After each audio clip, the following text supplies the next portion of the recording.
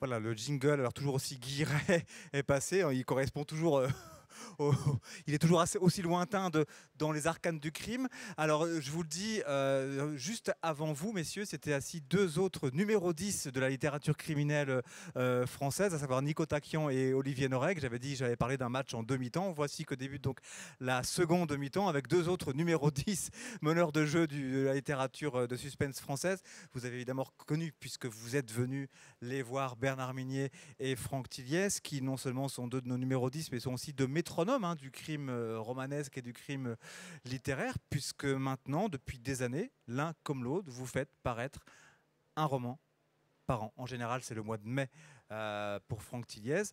Ce roman Labyrinthe qui paraît officiellement début mai, j'imagine qu'il est en avant-première ici, donc à Paris. Les Parisiennes et les Parisiens, les visiteuses et les visiteurs du Festival du Livre, vous serez parmi les seuls au monde qui pourront, vous serez même les seuls au monde qui pourront dire qu'on vous avez lu en avant-première et vu en avant-première Franck Tilliès parler de ce roman, pas encore officiellement paru.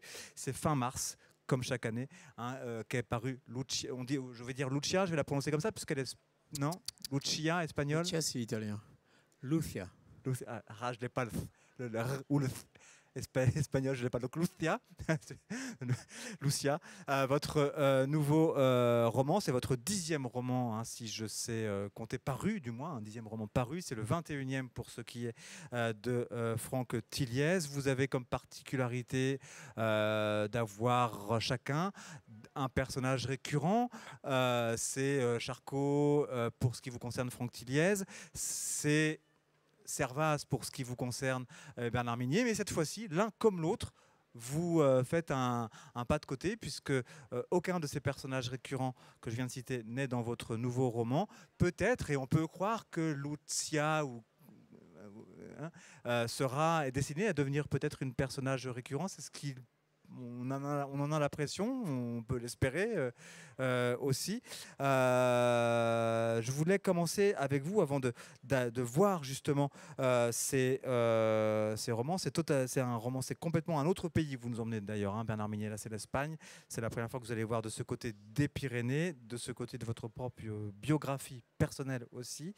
Ce 21e roman de Franck Tilliès je l'ai lu comme une phase B d'un autre roman, et pour cause, puisqu'il est profondément enchevêtré dans ce qu'on pensait être résolu dans un précédent roman, et puis qui en fait ne l'est pas tant que ça.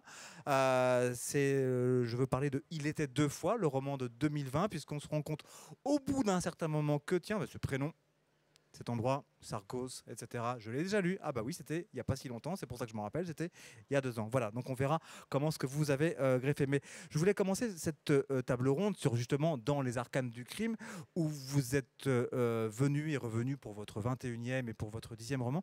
Qu'est-ce qui vous, dans le choix du thriller, du suspense, qui est un domaine bien particulier du polar et du roman noir, vous avez toujours fait dans le criminel, en général assez violent, le scientifique et l'informatique, le numérique, etc.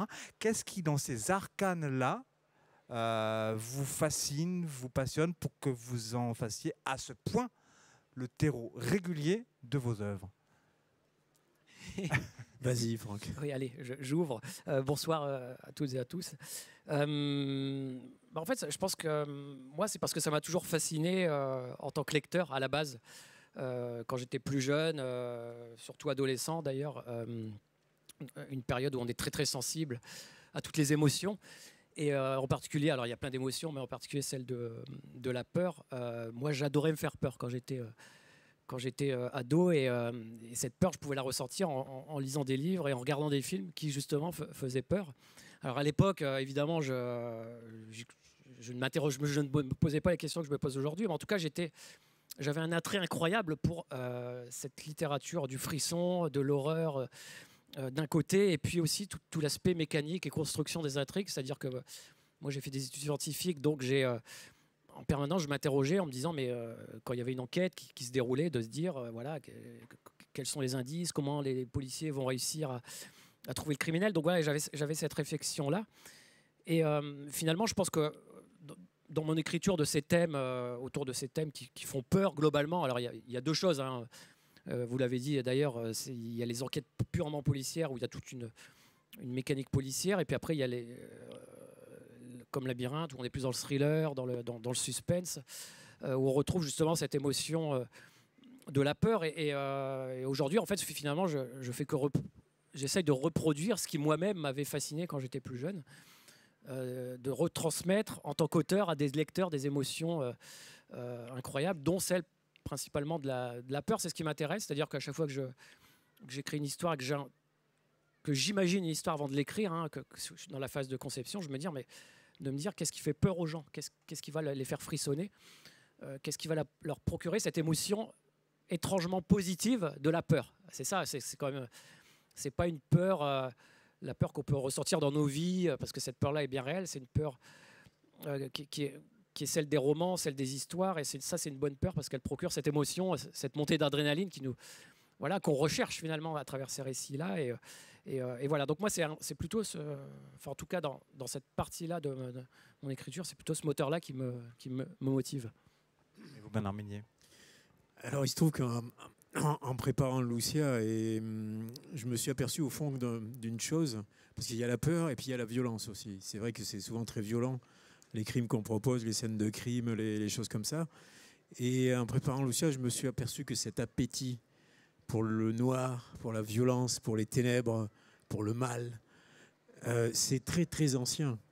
Puisqu'on ne va pas trop dévoiler, mais dans Lucia, on a un tueur qui s'inspire précisément de peintures de la Renaissance et du baroque, et de peintures qui sont elles-mêmes des peintures inspirées des Métamorphoses d'Ovide, qui était une des principales sources d'inspiration à la Renaissance et au baroque, avec la Bible, à côté de la Bible.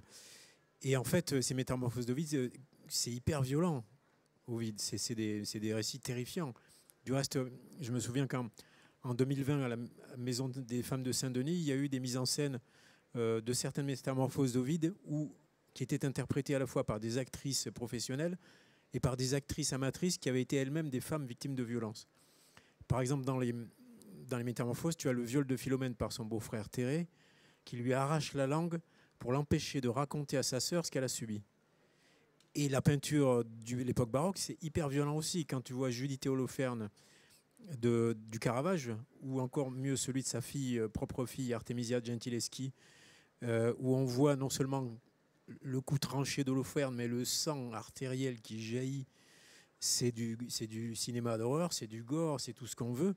Donc en fait, cet appétit de violence, cet appétit de meurtre, cet appétit de crime, il existe depuis très très longtemps. Pareil quand tu lis Oedipe Roi, Médée, voilà.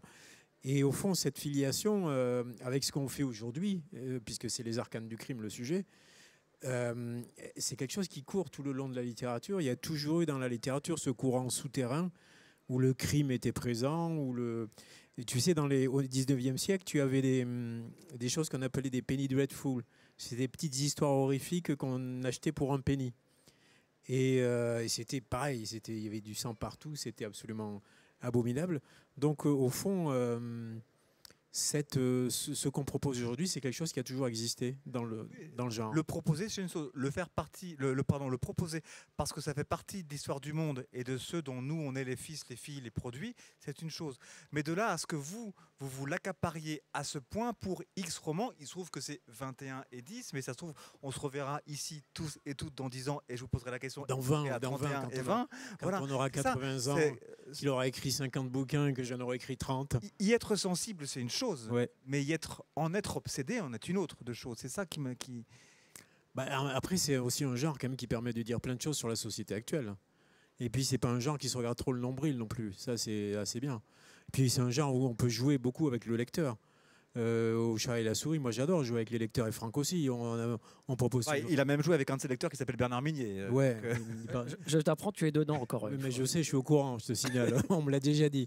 C'est la deuxième fois qu'il me fait le coup. Hein. Oui, dans les deux romans qui ont à voir. C'est la deuxième fois qu'il me fait le coup. En fait, il était 2 fois et ça doit être parce qu'il veut être sûr que je les ai lus.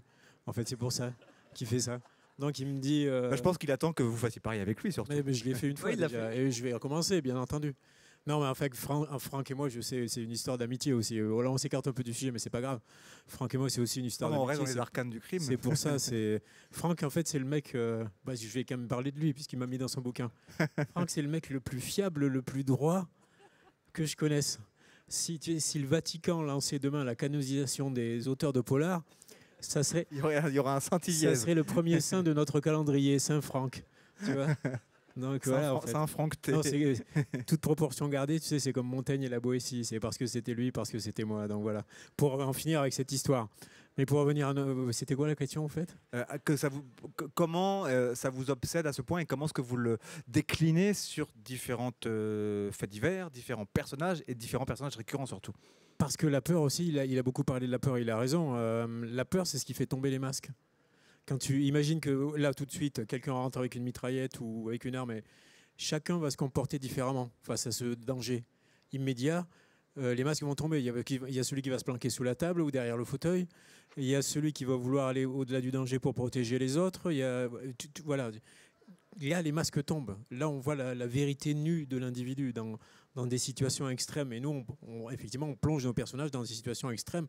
Et ça permet de dire plein de choses à la fois sur l'humain, mais aussi sur la société dans laquelle on vit, parce qu'il y a effectivement, comme il l'a dit, toutes sortes de peurs.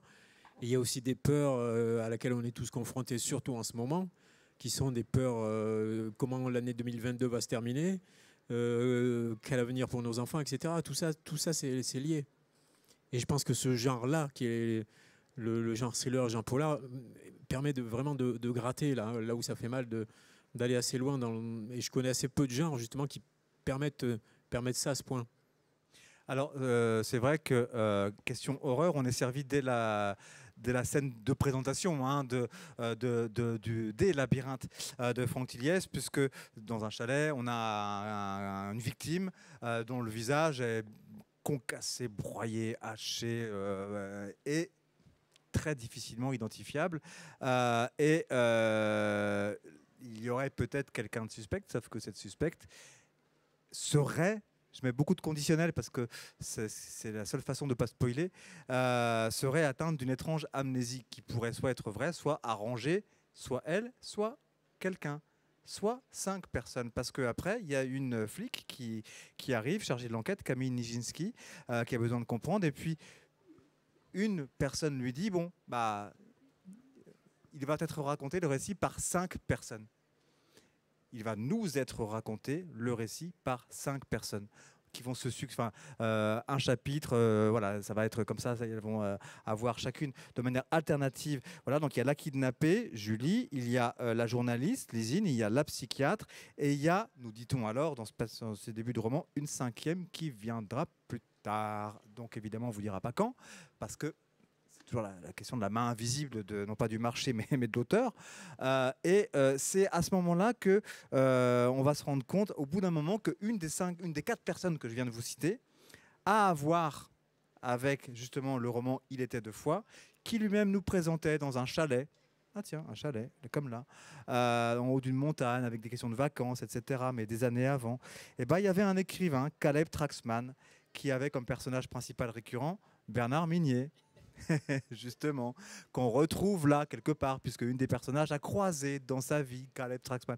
Et c'est comme ça qu'on relie les fils. Alors je vous précise tout de suite que c'est l'un est la face A et l'autre est la face B. C'est pas l'un qui est la suite de l'autre des romans. Ils peuvent vraiment se lire indépendamment, mais c'est comme toujours pareil. C'est encore vachement plus plaisant si on a lu les deux, parce que c'est là qu'on retrouve le côté labyrinthe qui fait le titre.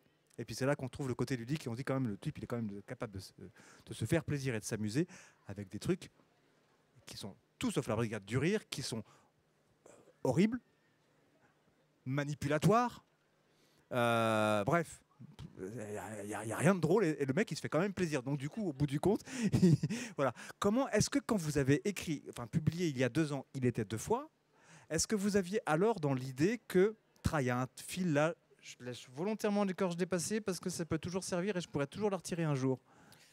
Oui, il y a un peu de ça. Je l'ai fait dès le manuscrit inachevé pour les personnes qui l'ont lu, et qui m'en ont un peu voulu pour la fin parce qu'il se passait un truc bizarre à la fin. Je ne révèle rien, mais ça les avait laissés un peu sur leur fin, justement. Et était arrivé, Il était 2 fois, en fait, roman complètement indépendant, qui est une autre histoire. Et à un moment donné, il y a un lien qui se fait avec le manuscrit inachevé qui apporte des réponses, en fait, finalement, à ces questions qui étaient restées en suspens. Et là, en fait, vous l'avez dit, donc je peux le dire, effectivement, Labyrinthe est lié aux deux autres. Alors, J'ai dévoilé un petit truc, mais enfin, oui, mais on l'apprend très vite. j'ai rien spoilé parce que ça vient relativement au début. On l'apprend très vite dans le livre. C'est-à-dire qu'en fait, ce que j'ai voulu faire, c'est 3 romans qu'on peut lire indépendamment et je dirais presque dans le désordre. C'est-à-dire, on peut lire Labyrinthe, puis vous le lisez, puis bah, vous l'avez fini, et vous avez l'histoire, puis des gens vont vous dire, mais tu sais qu'il est relié. Vous allez dire, ah ouais, tiens, ah ouais, puis vous allez aller lire les autres livres. En fait, c'est ça qui est très curieux, c'est-à-dire on a 3 romans indépendants, mais qui forment une trilogie qu'on peut lire dans tous les sens, et qu'on peut en lire 2 sur 3, ou 1 sur les 3, ou lire celui-là. Alors ça, j'ai trouvé ça vraiment intéressant, et c'est pour ça que je me suis beaucoup amusé dans l'écriture de ce livre. On en parlait tout à l'heure, c'est-à-dire, de manière générale, le polar retranscrit des événements de la société, enfin une vision de la société, les problèmes, les dysfonctionnements, et on écrit ça dans nos livres parce qu'on a des sujets dont on veut parler, qui sont d'actualité. C'est ce que je fais de manière générale dans mes romans, surtout les Charcot, qui prennent toujours un fait de société, mais comme le fait Bernard avec Servaz, ou dans ces grosses intrigues policières, il y a toujours un sujet de fond qui nous explique, qui nous donne un regard sur notre société. Puis après, il y a des romans où on retrouve cette notion de jeu, Bernard en a parlé encore tout à l'heure, où on se dit, là je vais vraiment m'amuser avec tout ce que j'ai appris à faire pendant ces 20 années d'écriture, autour du suspense, autour de la manipulation du lecteur, de voir jusqu'où on peut tordre une intrigue pour qu'elle soit à la fois compréhensible mais qu'elle soit à la fois complexe. Donc c'est vraiment ce que j'ai essayé de faire dans ce livre, de relier, c'est-à-dire il y a l'histoire en elle-même, puis après il y a une dimension au-dessus, on se dit bah ouais, finalement c'est relié à d'autres livres, ça apporte des réponses à des livres qu'on a lus il y a 2-3 ans. Donc c'est vraiment tous ces éléments-là que j'ai essayé de faire. Et d'ailleurs bravo, parce que vous avez réussi à peu près à résumer l'intrigue, ce qui est complètement impossible à résumer en fait, en définitive. Enfin, moi je suis incapable de résumer, parce qu'il y a effectivement plusieurs points de vue. On ne sait pas trop ce que ces personnages font là, ils ont chacun leur histoire, et on se dit mais c'est quoi le lien? Et en fait, quand vous êtes lecteur voilà, vous avez l'habitude un peu de ce genre de lecture, ou pas d'ailleurs, à un moment donné on se dit de toute façon, s'il y a ces gens qui sont là, il y a un lien qui va apparaître. Et donc c'est basé, en fait, l'histoire, enfin la mécanique de lecture du livre est basée sur cette attente-là, c'est-à-dire c'est très jouissif quand on a des histoires qui sont face à nous, et on se dit, mais on sait au fond de nous-mêmes que ça va, à un moment donné, ça va se rejoindre, mais on ne comprend pas. On se dit, mais c'est quoi le rapport? Et puis après, au fur et à mesure des pages, les petits liens apparaissent, et ces petits cailloux blancs, on se dit, mais tiens, j'ai vu ce truc-là, ce détail-là. Et donc, suivant le degré de lecture, et puis on va dire la connaissance des lecteurs de ce genre-là, il y en a qui vont comprendre un peu plus vite, et puis d'autres qui vont se laisser guider. Et voilà, donc c'est vraiment je me suis bien fait plaisir sur ce roman-là qui est un peu atypique, parce que c'est vrai que d'ordinaire, Bernard le fait très bien avec Lucia, on a ce personnage qui est là et on suit tout le long du personnage du long sans le lâcher, et ça fait partie des clés de l'écriture, c'est-à-dire de créer un lien très très fort avec un personnage. Moi j'ai pris ce risque d'avoir dès le début des alternances de chapitres, où peut-être on va se dire mais on s'accroche à un personnage, puis à ce coup on passe à un autre, on se dit ah mais tiens, un nouveau personnage, et puis encore un derrière. Et voilà, donc d'être un peu différent dans le départ. Mais après, je me suis basé un peu sur la jouissance qui se dégage au moment où les liens se créent. Donc c'est une mécanique différente, mais encore une fois, j'ai pris beaucoup de plaisir. Ce qui compte, c'est de prendre du plaisir à écrire les romans. Ce qui est très appréciable, c'est le nombre de fois où vous avez cité les mots jouissance et plaisir, alors que c'est à peu près les seuls mots auxquels on ne pense pas, en fait, quand on lit Franck Tilliès. Mais vous les avez cités avec un plaisir et une gourmandise, donc on voit que vous êtes à fond à la fois dans vos histoires, dans vos personnages et dans votre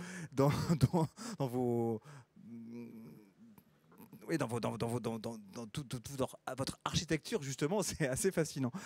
Qu'est-ce qu'il en est de ça lorsque on s'appelle Bernard Minier, qu'on laisse depuis 2 romans d'ailleurs, je crois avoir 3 de côté Servaz. Ah non, pardon, dans la chasse. Non, dans la chasse. Oui, pardon. Oui. On va en Espagne, où vous n'aviez jamais été. On a donc cette... oui, enfin en roman, ouais. Parce que oui, en roman. Oui, non, en roman. Oui. Je précise. Oui, pardon. Sinon, physiquement, j'y étais souvent. Bah, j'imagine, puisque on peut voir là que vous aviez des racines. Donc là, ici, on rencontre Lucia. Alors, je le prononce, pardon, à la française. J'ai pas votre Prononce-le comme tu veux. Votre maîtrise de la langue espagnole. Lucia Guerrero, qui travaille au service d'élite de la police judiciaire à Madrid et qui est appelé sur une affaire. Alors là, pareil, hein, vous avez bien présenté les tableaux, leurs références au tableau de la Renaissance, etc. Parce qu'effectivement, il y a plusieurs crimes où carrément on a des hommes crucifiés par-ci, des cadavres collés à la glu par-là, en référence à chaque fois à des tableaux bien précis de la Renaissance. Elle va commencer à enquêter là-dessus et puis elle va collaborer avec un professeur université à Salamanque, qui lui travaille avec un groupe d'étudiants qui sont à la fois très barrés dans justement les meurtres en série, l'histoire des meurtres en série, leur rapport avec un certain ésotérisme ou une certaine histoire artistique, mais aussi ils ont emmagasiné tellement de connaissances qu'ils sont en train de plancer sur un logiciel qui repère. Alors ça fait forcément penser aux Racines du mal de Maurice Dantec par exemple, ou aussi un enquêteur avec ce qu'il appelait alors une neuromatrice qui intégrait dans son corpus toute l'histoire des crimes en série et qui à un moment pouvait trouver, tiens voilà, ce truc de scène de crime, on le trouve dans tel crime commis à telle époque, à tel pays. On retrouve un peu ça là, mais sur une dimension plus ésotérique et plus artistique, avec aussi un côté encore plus contemporain, parce que cette unité universitaire, je peux dire, ce collège d'étudiants et ce professeur vont avoir un rôle dans cette enquête qui va être menée un peu par deux corps publics, l'un universitaire et l'autre complètement institutionnel et policier. Comment est née Lucia? Comment l'avez-vous mise dans ce genre d'histoire? Comment elle est née déjà, elle?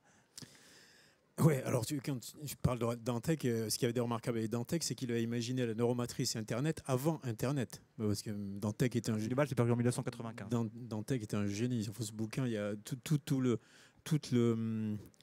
déjà tout le germe de ce qu'on fait avec Franck. Tu l'as dans les Racines du mal. Tout est là déjà. La matrice de ce genre-là, tel qu'il est aujourd'hui. Alors, ce que j'ai voulu faire avec Lucia, d'abord j'avais ce personnage au départ. Dans un coin de ma tête depuis un certain temps, Lucia, cette policière, plutôt gendarme, parce qu'elle appartient à la Guardia Civile, c'est plutôt la gendarmerie espagnole, cette gendarme qui appartient effectivement à une unité qui s'appelle la UCO, l'unité centrale opérationnelle, qui se trouve à Madrid, et qui est le service de police judiciaire de la Guardia Civile, et très spécialisé. Et j'avais ce personnage qui arrondit pas les angles, qui triche pas, qui est vrai, qui est un peu badass comme on dit aujourd'hui, qui s'habille en noir, qui est tatoué, etc. Voilà. Alors certains m'ont fait remarquer que ça pouvait faire penser à Lisbeth Salander. Oui, forcément. Et Franck m'en est témoin. Elle est moins nerd, quoi. Elle est moins sur Internet. Franck m'en est témoin. En fait, je me suis inspiré d'un personnage que je connais très bien, qui est pas très loin de moi, si tu vois qui je veux dire. Donc Lucia existe, plus ou moins, telle qu'elle est dans le livre. Sauf que c'est pas une policière, j'en ai juste fait une fliquette. Donc je me suis pas inspiré de Lisbeth Salander, mais de quelqu'un que je connais très bien, et qui est espagnol également. Et pour en finir avec ce chapitre-là. Et par ailleurs, j'avais envie de situer ça dans une des plus vieilles universités d'Europe. C'était un fantasme que j'avais. J'avais un peu déjà utilisé ce genre de cadre avec le cercle qui se passait avec une classe préparatoire littéraire dans une petite ville universitaire du sud-est de la France. Et je me suis dit, quelles sont les plus vieilles universités d'Europe? Il y a Cambridge, il y a Oxford, il y a la Sorbonne, il y a Bologne, et puis il y a l'université de Salamanque, la plus vieille université d'Espagne en activité, fondée en 1218. Et donc je me suis rendu là-bas. Et Salamanque, c'est une ville absolument merveilleuse. C'est un musée à ciel ouvert, c'est une machine à voyager dans le temps. Tu fais pas 2 pas sans trouver un monument. Ce sont des vieilles rues pavées le soir avec des lanternes. On a l'impression qu'on est remonté plusieurs siècles en arrière. Une des plus belles places Mayor d'Espagne. Et en même temps, à 1 kilomètre de là, parce qu'à Salamanque tout se fait à pied, tu as les bâtiments ultramodernes de la faculté des sciences, de la faculté de droit. Et dans les sous-sols de cette faculté de droit, tu as un groupe d'étudiants en criminologie et criminalistique qui existe avec leurs professeurs et que j'ai été rencontrer. Donc j'ai visité leur service, j'ai exploré leur bureau. Alors évidemment, ces étudiants-là, les vrais, passent pas leur temps à chasser les tueurs en série. Hein. Déjà, c'est des doctorants, ils ont leur doctorat à obtenir, ils ont autre chose à faire. Et puis voilà, ça c'est le fantasme, c'est le côté fictif. Et j'ai trouvé ce mélange, d'un côté l'histoire, de l'autre côté quelque chose de très contemporain avec ce logiciel d'IMAS qu'ils mettent au point. D'IMAS, en fait, des logiciels comme ça qui repèrent des points communs entre des affaires criminelles qui jusqu'alors étaient isolés, séparés parce que les services qui ont enquêté étaient séparés géographiquement, parce qu'ils ne communiquaient pas entre eux pour d'autres raisons. Ça existe. Tu as déjà le VICAP fameux VICAP du FBI qu'on a vu dans Mindhunter, qu'on a vu dans Le Silence des agneaux, qui fonctionne un peu comme ça. Tu as le Salvac en France ou Anacrim. Ce sont des choses qui existent, mais pas forcément en Espagne. Et là, j'ai imaginé que ce logiciel a été mis au point par des étudiants. Il leur permettait effectivement de repérer l'existence d'un tueur monstrueux, passé sous les radars pendant des décennies. Et donc, comme j'avais décidé que ça allait se passer dans cette université espagnole, j'ai pensé à ce personnage de Lucia que j'avais dans un coin de ma tête depuis longtemps.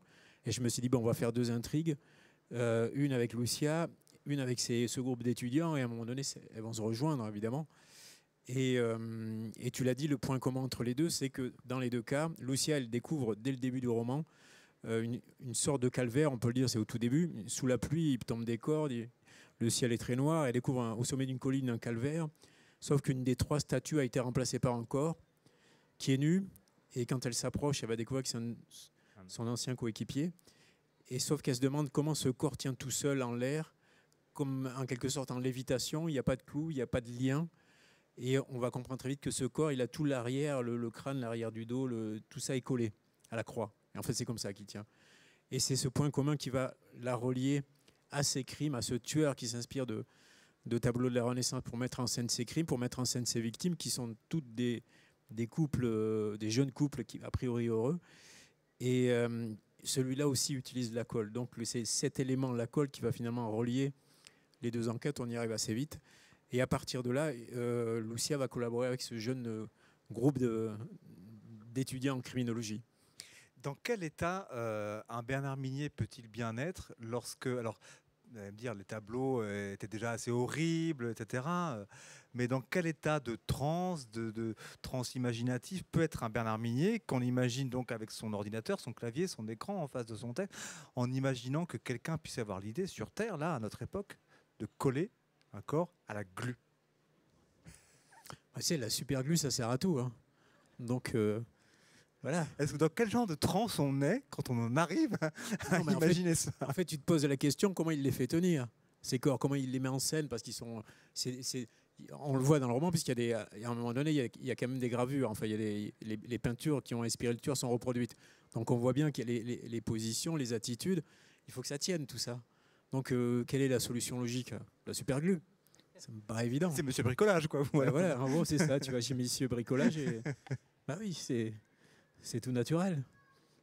Qu'est-ce que vous avez découvert, trouvé ou réussi à faire que éventuellement vous n'étiez pas parvenu à faire avant, en nous emmenant pour la première fois justement de ce côté des Pyrénées avec une héroïne, alors qu'avant votre personnage récurrent était un monsieur personnage récurrent, là c'est une femme. Qu'est-ce que vous avez trouvé, découvert, en quoi est-ce que vous vous êtes défié cette fois-ci?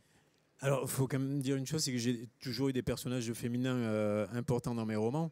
Et dès le premier, dès Glacé, où il y avait Irène Ziegler, la gendarmette, et Diane Berg, Ah non, mais je ne suis pas en train de faire passer pour quelqu'un qui l'a... Non, mais je veux dire, c'est déjà quelque chose que j'ai l'habitude de faire. Après moi, mes premiers lecteurs sont des lectrices.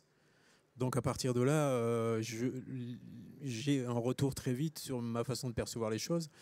Et j'avais envie de changer le point de vue aussi. D'une certaine manière, le point de vue change à travers ce personnage de Lucia, non seulement parce qu'on change de genre, mais aussi parce que c'est pas la même génération que Servaz. Servaz, c'est un type qui a pas mon âge, mais pas loin, qui est plutôt dans un pied dans le XXe siècle, un autre dans le XXIe, qui voit tout ce siècle, ce XXIe siècle, avec une certaine effroi, une certaine stupeur, et qui néanmoins l'affronte à cause de son métier. Lucia, c'est la génération d'après. C'est pas une érudite comme Servaz, elle est plutôt dans l'action que dans la réflexion. Elle fonce, elle y va à fond, elle n'hésite pas. Et au fond, c'est une femme de son temps. Elle n'est pas en décalage par rapport à cette époque. Elle est complètement dedans. Donc ça, déjà, ça change aussi le point de vue, ce côté générationnel. Et donc, oui, je me suis inspiré au fond, j'ai beaucoup écouté les personnes que j'ai près de moi, qui sont de cette génération-là, qui sont des femmes. Et j'avais envie de voir aussi, avant même d'écrire, j'ai beaucoup échangé sur le personnage, sur la façon dont il allait apprendre l'enquête, dont il allait vivre tout ça. Et je me suis nourri et c'était très intéressant à faire, justement, de changer radicalement de point de vue. Alors, pour ce qui est de Franck Tilliez, il y a aussi une autre chose qui semble vous fasciner et qui, du coup, nous intéresse. C'est cette passion, soit pour les puzzles, soit c'est pour les Rubik's Cube, pour nous perdre, nous retrouver, nous sortir une encoche de fil qu'on n'avait pas vue, une encoche, pardon, de fil qu'on n'avait pas vue, etc. Alors là, pour le coup, Labyrinthe, c'est sa puissance 5. Au moins 5, puisque les 5 personnages, 4, d'ailleurs dans les 4 que j'ai dit, le cinquième, on peut vraiment pas le dire, ce sont 4 femmes aussi. Est-ce que là aussi c'est parce que vos premiers lecteurs sont des lectrices d'ailleurs? Non, pas forcément. C'est vrai que Lucienne Bell, par exemple, qui est mon personnage féminin récurrent, c'est Franck Charcot. Oui, Franck Charcot, c'est un des premiers personnages que j'ai créé dans La Chambre des Morts. Parce que quand on est auteur, on aime bien se mettre dans la peau de tout un tas de personnages qui sont différents de nous, qui ne sont pas nous. Et moi, j'avais trouvé intéressant à l'époque d'avoir une héroïne flic qui soit une femme. Il y avait plusieurs choses, c'est-à-dire quand j'ai commencé à écrire, on se met à écrire, mais c'est par rapport à ce qu'on a lu aussi, avec nos sources d'influence, tout ce terreau qui nous a nourris. Et on a lu les romans des années 20 ou 30 américains, et puis après les années 80, puis il y avait beaucoup de 70-80, beaucoup d'hommes, un milieu très masculin, alcoolique, dur à cuire, voilà, il y avait un peu cette image du flic là, après d'autres flics comme Maigret qui était beaucoup plus propre, etc., mais beaucoup d'hommes finalement. Et en fait, moi, en ayant débuté dans l'écriture, je voulais aller un peu à contresens de tout ça. On se dit, on va essayer de créer un personnage, un univers qui nous appartient, et on prend le truc un peu à revers. Donc on se dit, bah voilà, il y a beaucoup d'hommes, donc moi je vais créer une femme, je vais essayer. Et voilà, c'est comme ça qu'est née Lucienne Bell.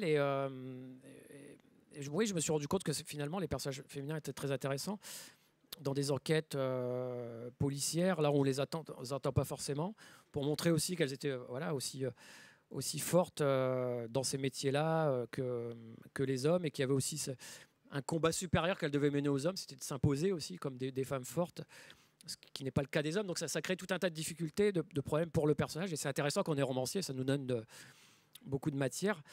Et puis là, c'est vrai, effectivement, ce sont des femmes qui sont toutes très marquantes, alors qui forment toutes le fond qui va réussir à coller, sans mauvais jeu de mots, par rapport à l'imagination de Bernard Minier, dans la forme que vous avez décidé de donner. Comment ça se passe justement ça? Parce que mine de rien, dans vos romans qui étaient plus des enquêtes sur les gestations pour autrui, les trafics d'organes, etc., vous avez toujours réussi à avoir une espèce de patine un peu... un mystère qui collait à ce fond-là. Là, ici, avec la forme que vous avez choisie, qui devait être à la fois Cluedo, labyrinthe, manipulation du lecteur, etc., il fallait que vous ayez des personnages, parce que les chapitres sont toujours courts. C'est un peu comme des micro-nouvelles à chaque fois sur un personnage qui va nous montrer en fait de quoi elle est victime ou actrice. Comment est-ce que justement à chaque fois vous êtes arrivé à faire entrer ces 4 femmes, justement, pour parler que de celle-là, dans chacune des formes que devait prendre et des voies que devait prendre ce labyrinthe? Pardon, c'est un peu abstrait ma question, mais... Oui, non, mais je comprends. Là, c'était d'autant plus difficile de créer des personnages féminins, parce qu'il n'y en a pas qu'un, il y en a 4, 5 personnages, et il faut qu'ils soient tous différents. Donc de se dire, voilà, je vais créer 5 personnages qui forcément auront moins de temps pour s'exprimer que quand il n'y en a qu'un seul dans un roman. C'est-à-dire que finalement, on divise la taille du roman par 5, puisqu'il y a 5 personnages, donc elles ont un peu moins de place pour s'exprimer. Donc il faut être très pertinent, très rapidement, un peu comme dans des nouvelles, justement, où un personnage, en très peu de pages, on doit comprendre qui il est, à quoi il ressemble et pourquoi il existe. Donc il y avait ce défi-là à relever, c'était très intéressant. Et puis aussi dans les ambiances. Alors Bernard pourrait très bien en parler avec sa scène d'ouverture. Il est très fort dans les scènes d'ouverture, très marquantes tout de suite, et c'est l'une des caractéristiques de ce genre dans lequel on écrit, qui est le thriller, c'est-à-dire dans les 10 premières pages, c'est une scène apocalyptique et vous êtes embarqué. On pourrait dire scotché, mais là ça tomberait mal. Oui, non, ça c'est pas le bon terme. Mais donc il y a ça aussi. Donc il y a ces ambiances-là. Moi, je tenais à une ambiance. Moi, j'aime bien les ambiances. Je voulais un personnage qui soit complètement isolé, coupé du monde, au fin fond d'une forêt. Alors pourquoi? Parce que je voulais Enfin, moi, les forêts me font peur à titre personnel, c'est-à-dire le soir en forêt. Je ne sais pas si vous avez déjà vécu cette expérience. C'est pour ça qu'il vient jamais chez moi en fait. Moi, j'habite dans la forêt, donc. Ouais, c'est ça. Ouais, puis il fait peur en plus. Moi, mais non.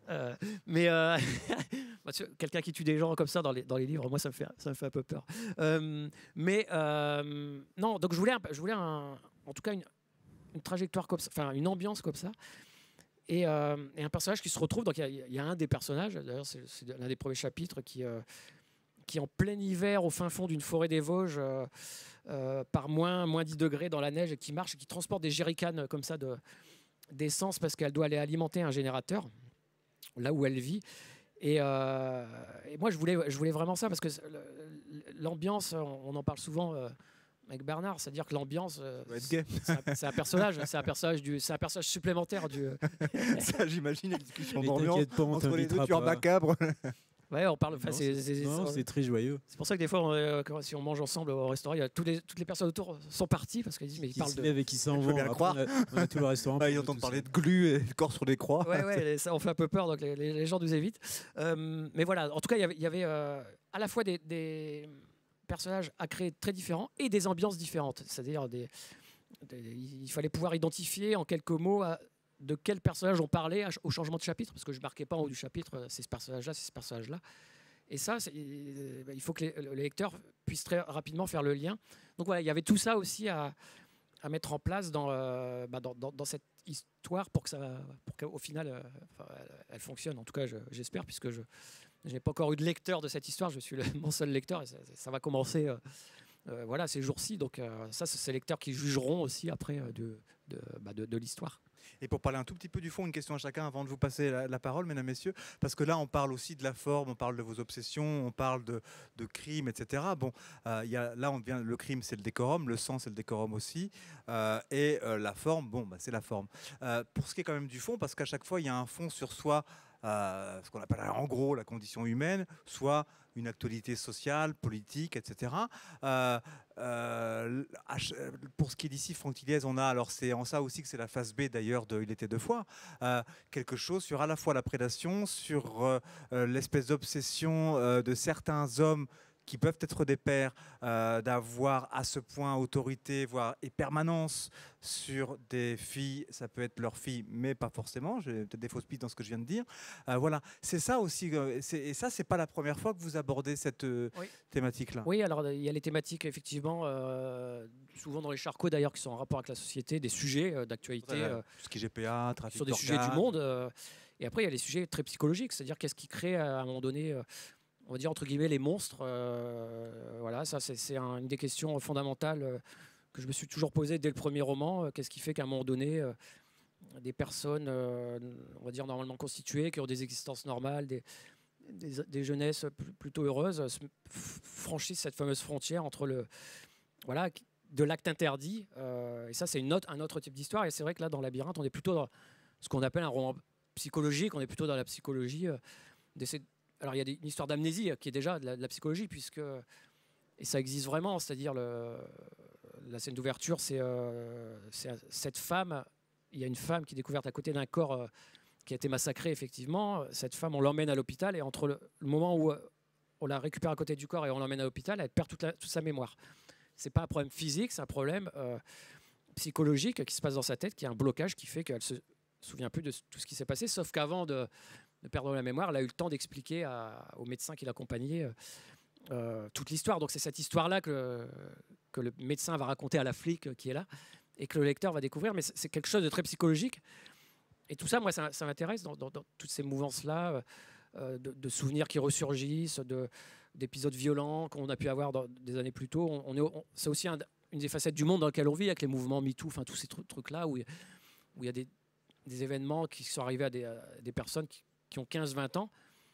Pourquoi cette personne le dit maintenant? Parce que peut-être que l'événement ne ressurgit que maintenant et qu'il a été occulté. Moi, il y a des cas réels de gens qui sont fait par exemple violer, pas du tout le cas du livre, mais en tout cas, c'est un exemple que je cite, qui ont occulté le viol, et 15 ans après, ça ressort.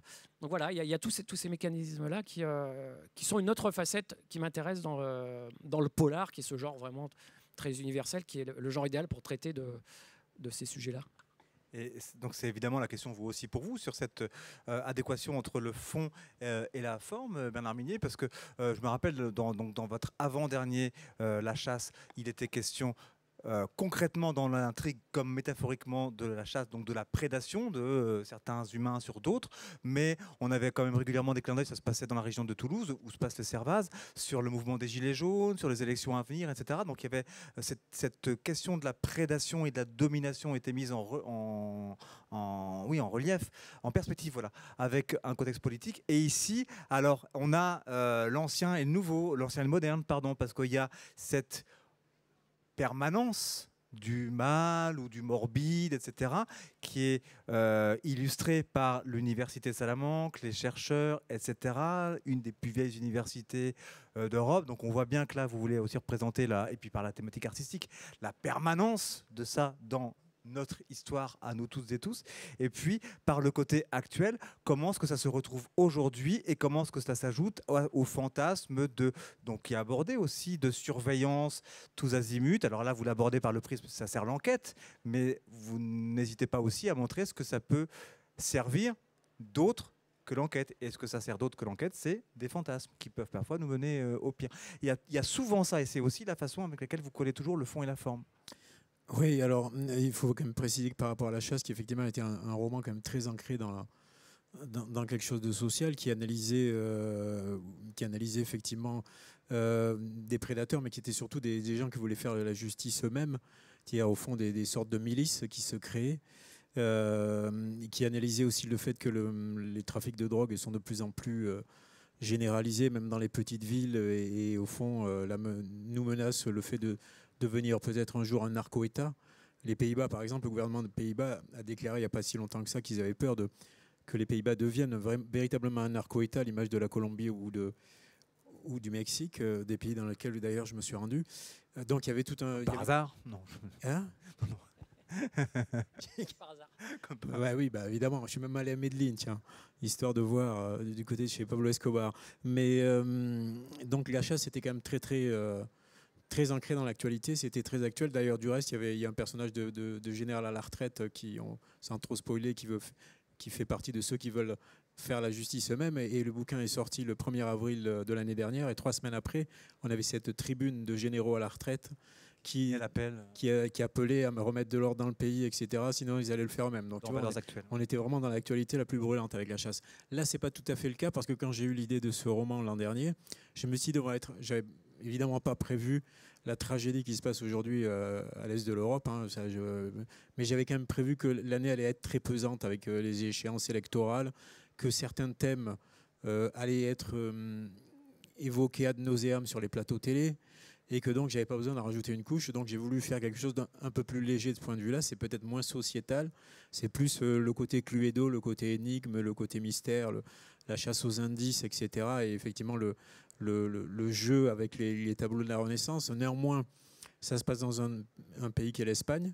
Il y a aussi une partie qui se passe dans les Pyrénées espagnoles, hein. Moi, je ne me tiens jamais très loin des Pyrénées. Mais ça se passe en Espagne, et l'Espagne a profondément changé. C'est un pays qui a énormément changé au cours des dernières décennies. Et je voulais parler de cette Espagne-là aussi, qui n'est plus du tout l'Espagne d'il y a 30 ou 40 ans. Cette Espagne contemporaine qu'on voit par exemple dans les séries télé, il y en a beaucoup sur les plateformes aujourd'hui. Et un exemple parmi d'autres, c'est le combat contre la violence faite aux femmes. L'Espagne aujourd'hui, il faut bien le dire, a pris de l'avance sur la France. On est en retard. Eux, ils ont des services dédiés dans les commissariats, ils ont des juridictions spécialisées, ils ont tout un arsenal de mesures. Ils ont pris de l'avance sur nous de ce point de vue-là. On est un peu à la traîne. Et donc, je voulais parler de cette Espagne-là aussi. Et le personnage de Lucia, cette fliquette, incarne cette Espagne moderne, cette Espagne contemporaine, où effectivement la place de la femme a changé. Et comme l'a dit Franck, il y a aussi le fait qu'elle est dans un milieu policier, donc elle est dans un monde d'hommes. Donc il y a tous ces aspects-là que je voulais. Et puis aussi, avec cette vieille université, moi j'ai toujours été fasciné, je suis un étudiant frustré. Je suis un autodidacte, j'ai laissé tomber mes études très tôt, et je suis fasciné par le savoir à l'ancienne, par la transmission du savoir, par la véritable érudition, par toutes ces choses-là. Et au fond, cette vieille université européenne, parce que j'ai aussi... quand j'ai fait mes repérages, j'ai été dans un endroit qui est absolument extraordinaire, qui est la bibliothèque du bâtiment historique de l'Université de Salamanque, où tu as des milliers de manuscrits d'incunables, où tu as 60 000 ouvrages imprimés entre le XVIe et le XVIIIe siècle. Et le conservateur de cette bibliothèque m'a reçu. C'était vraiment un moment inoubliable d'être là-dedans. Donc je suis fasciné par ce savoir-là, cette transmission du savoir. Et au fond, en évoquant tout ça, c'est aussi un peu peut-être un miroir que je tends à notre époque. C'est notre époque qui est obsédée par la nouveauté, l'innovation, la disruption, où on s'intéresse tout le temps à ce qui est moderne, à ce qui est nouveau, au neuf, et on fait un peu table rase du passé. Et le passé aide à comprendre le présent. On ne peut pas comprendre le présent sans connaître le passé.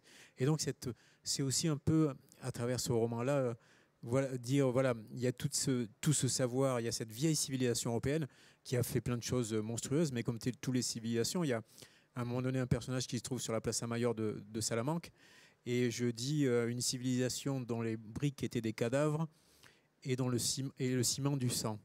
Et le personnage, c'est Salomon de Borges, c'est le professeur de criminologie et de criminalistique, qui est lui, pour le coup, un érudit qui vit dans un appartement où il y a des livres partout.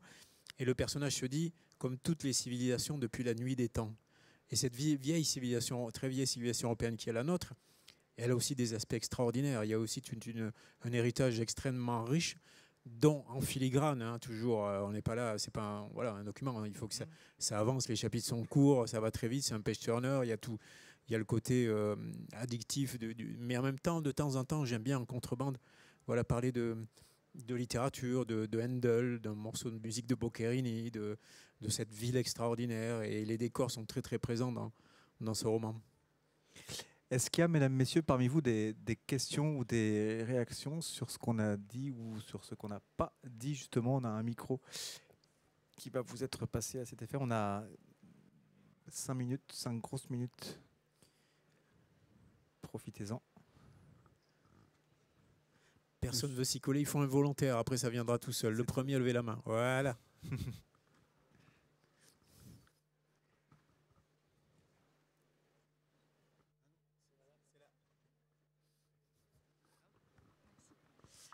Bonsoir. J'avais une question pour l'un ou l'autre ou les deux d'entre vous sur la question de la construction de vos romans. Parce qu'on voit bien que c'est une part absolument essentielle. Est-ce que c'est quelque chose que vous écrivez, que vous avez dans la tête avant de commencer à écrire, que vous écrivez en faisant des plans, en faisant des bouts de chapitres? Comment ça se passe dans le processus de création justement de l'histoire? Et quand est-ce que les personnages arrivent dans cette affaire? Alors, je pense que tous les deux, on a effectivement on construit bien avant d'écrire. On fait des plans, c'est vraiment une mécanique de précision, c'est vraiment une architecture. Et avant même de se lancer dans l'écriture, on a des schémas, on a des plans, on a des séquenciers, mais Franck est un ingénieur et beaucoup plus pointu là-dessus. Lui, c'est vraiment, je veux dire, c'est son côté ingénieur. Il utilise des logiciels, des machins, des trucs sur des écrans. Moi, je suis encore en train de faire des plans sur un tableau avec un feutre, avec des flèches, avec des machins comme ça. Je suis artisanal parce que je suis pas un guide. De la colle aussi. Et non, pas de la colle, mais pas loin. Franck, lui, je sais que lui, c'est un ingénieur, informaticien et tout. Donc, il a plein de tableaux dans tous les coins. Enfin, mais sinon, oui, on est obligé on peut pas se lancer dans l'écriture de ce genre de choses, sachant à quel point chaque scène est au fond un domino qui, en tombant, va entraîner la scène suivante. Comme il l'a dit, tout ça est lié. C'est une espèce de Rubik's Cube mécanique de précision. On ne peut pas écrire ce genre d'ouvrage sans avoir au préalable vraiment calculé avec beaucoup de précision tout ça, millimétré, calibré.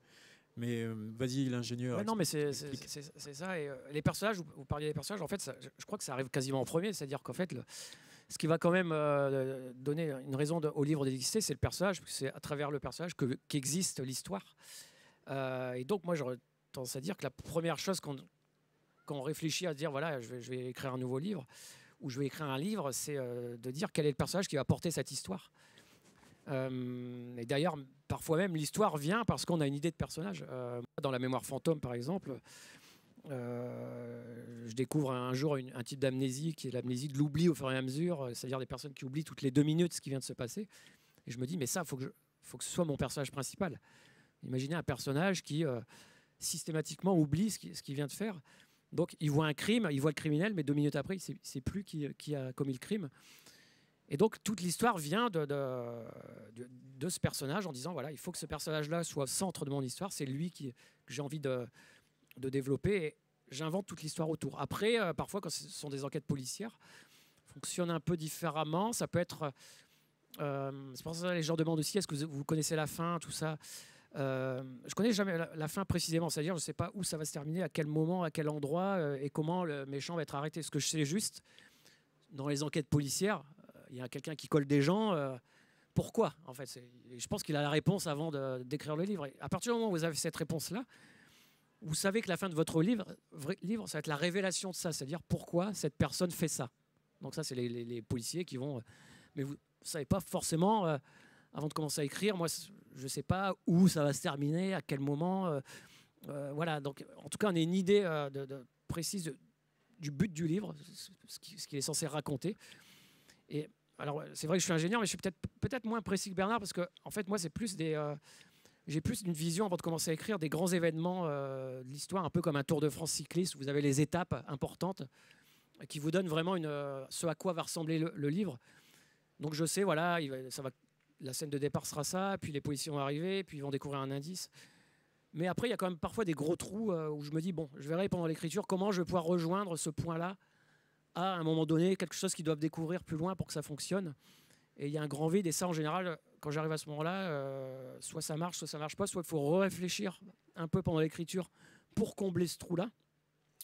Donc voilà, c'est plus que cette manière-là que je fonctionne, sachant qu'en fait, nous, on fonctionne comme ça parce qu'on écrit du polar compliqué avec une vraie enquête. Il y a la moitié des... je dis ça parce que ça, en demandant aux collègues, justement, écrivains, il y a la moitié qui partent sur une idée, c'est-à-dire ils ont une idée très forte de début de livre, ils se disent, ils se mettent à écrire, sans savoir où ça va les mener, un peu comme un bateau qui prend la mer et qui se laisse guider par le vent.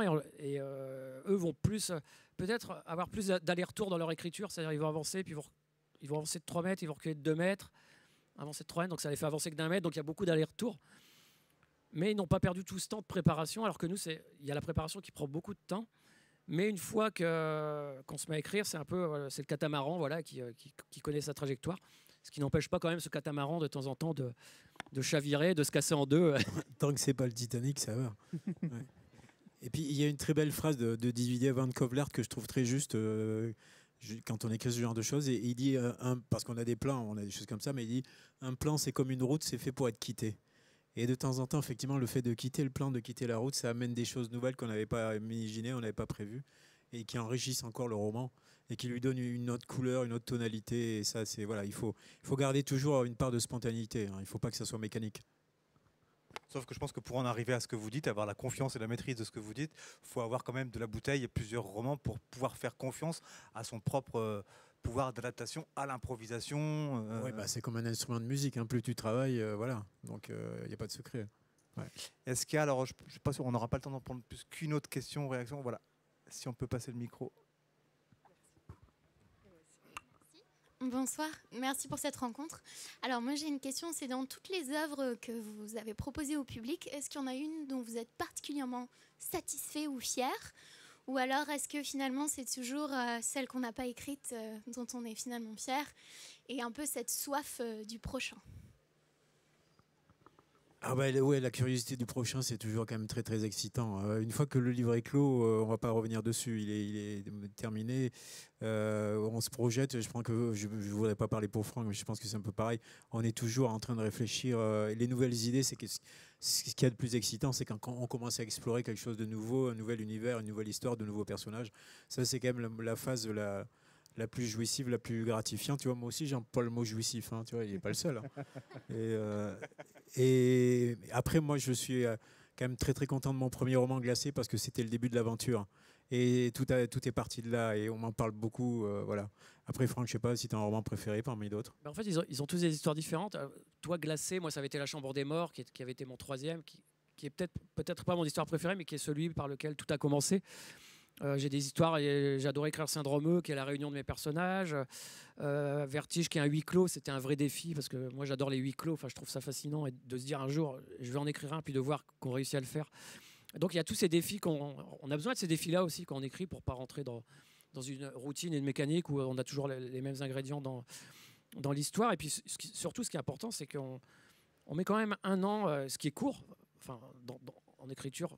Sortir un roman par an, c'est un bon rythme, c'est vraiment un rythme soutenu. Mais on met quand même un an, tous les jours de notre existence, à réfléchir à une histoire dont on espère qu'elle sera bonne, et on va mettre tout ce qui est possible pour nous dans cette histoire-là. Et au bout d'un an, on a passé un an avec cette histoire.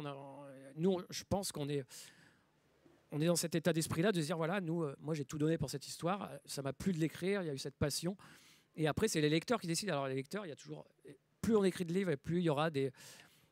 Les livres, chaque année, ne peuvent pas être au-dessus les uns des autres. Enfin, on aimerait bien, mais à un moment donné, ça redescend. Donc il y a des livres qui vont plus plaire à certains, moins à d'autres. Ça fait partie de... Voilà, c'est parce qu'on propose des choses aussi différentes. Moi, je sais que je parlais de Vertige. Les gens qui ont aimé ce livre ont vraiment adoré, et vont dire que c'est leur livre préféré. Puis d'autres qui ont détesté parce que ils n'ont pas trouvé ça agréable à lire, ça les a frustrés, surtout les claustrophobes. En fait, si vous êtes claustrophobe, il ne faut pas lire des histoires d'enfermement en même temps. Mais voilà, donc mais ça, en fait, moi, ce qui me plaît le plus, c'est finalement, il n'y a pas de... En fait, quand on fait la moyenne de tous ces livres, finalement, il n'y a pas de grosses réussites et de gros échecs.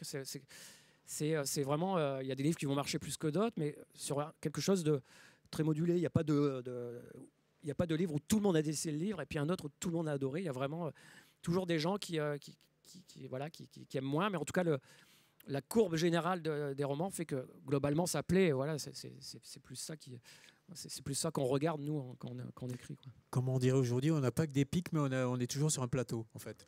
Voilà, pour l'instant, en tout cas. Et nous, on souhaite y rester sur le plateau. On n'a pas envie de redescendre. Sachant qu'on est en train quand même de parler de deux des auteurs qui sont tous les ans dans le top 5 des meilleurs vendeurs de livres, toujours confondus, en France. On va devoir, sur cette notion de pic et de plateau, que vous ferez tout pour ne pas quitter, conclure cette table ronde, non sans avoir resignalé où on va pouvoir vous trouver en dédicace l'un comme l'autre. C'est une bonne question, j'en sais rien. Face à face, vers le fond, Fleuve Pocket. Donc Fleuve Pocket. XO. Oui, et édition XO, effectivement, Ouais, Fleuve, c'est vers le fond, vers le pavillon des Indes, effectivement. Moi, je crois que je suis sur la tribune. On va avoir l'information. Estrade. Estrade. Alors ça, c'est la. Ouais, moi je suis sur Estrade. C'est l'endroit où signent les stars. On est tous les deux sur Estrade alors. C'est l'endroit où signent les stars, donc. Non, mais moi j'ai rien demandé. Dans la foulée. Est-ce qu'on vous retrouve également demain? Non. Non. Alors donc c'est ce soir ou jamais. C'est pour ça qu'il faut finir la table ronde à l'heure, même si le festival ferme à 22h. Avant de complètement nous quitter, donc redire que c'est chez XO pour Bernard Minier et pour Fleuve Noir qu'on trouve les romans de Franck Tilliès. Vous venez également de faire paraître. Est-ce que vous pouvez me rappeler le titre de votre petit peu manuel d'écriture coédité par le Fleuve Noir et le Robert, Le plaisir de la peur, où justement j'explique tout ce que je viens de dire pendant la conférence, comment j'en suis venu à écrire ces histoires. Voilà. Remercier des personnes grâce à qui nous, les modératrices et les modérateurs, on fait ce travail avec sérénité, parce que sinon, sans ces 4 personnes, il y a un régisseur, un responsable de salle et 2 personnes qui sont celles qui vous passent les micros et qui, entre 2 débats, désinfectent les micros, parce que depuis le protocole Covid, il y a aussi ça à faire. Alors, j'ai déjà fait la vanne tout à l'heure, je vais la refaire. Elles auront les mains bien propres à la fin du week-end. Mais c'est grâce à elles qu'on peut aussi vous passer des micros et que ces échanges peuvent avoir lieu. Donc, merci à elles et à eux. Merci à vous. Bon festival. Merci Hubert.